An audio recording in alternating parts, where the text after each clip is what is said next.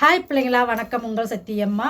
கிருஷ்ண பரமாத்மர்கிட்ட நாரதர் போய் சொல்கிறாரு, என்னுடைய பக்திக்கு முன்னால் இந்த உலகத்தில் வேறு யாரும் அந்த மாதிரி உங்களை கும்பிட்றதில்லைன்னு. அதுக்கு கிருஷ்ணர் சொல்கிறாரு, ஒரு ஊருக்கு ஒரு விவசாயி இருக்கான், அவனை போய் பார்த்துட்டு வான்னு.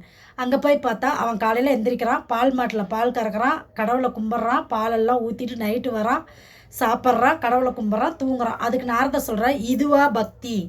நான் வச்சிருக்கிற பக்திக்கு முன்னால் இது ரொம்ப கம்மி, தூசு மாதிரி அப்படின்னு சொல்லும்போது, ஒரு கிண்ணத்தில் எண்ணெய் கொடுத்து தழும்பு தழும்பு கொடுத்து இந்த எண்ணெய் எடுத்துகிட்டு போயிட்டு நீ பூலோகம் முழுவதும் சுற்றிட்டு வான். காலையில் கிளம்புன நாரதர் நைட்டு தான் வர்றாரு.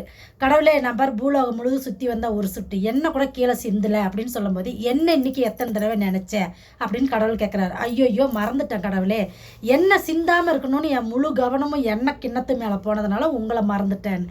அதுக்கு கிருஷ்ண பரமாத்மா சொல்கிறாரு, என்ன கிண்ணத்தை கொடுத்ததுனால நீ மறந்துட்ட. அவன் குடும்ப பாரத்தையும் சுமந்து குழந்தை குட்டிங்களையும் பார்த்துக்கிட்டு அல்லல் பட்டு கஷ்டப்பட்டாலும் தினமும் என்னை பூஜிக்கிறான். அப்போ அவனுடைய பக்திக்கு முன்னால் உன்னுடைய பக்தி கம்மி தான் அப்படின்னு சொல்கிறாரு.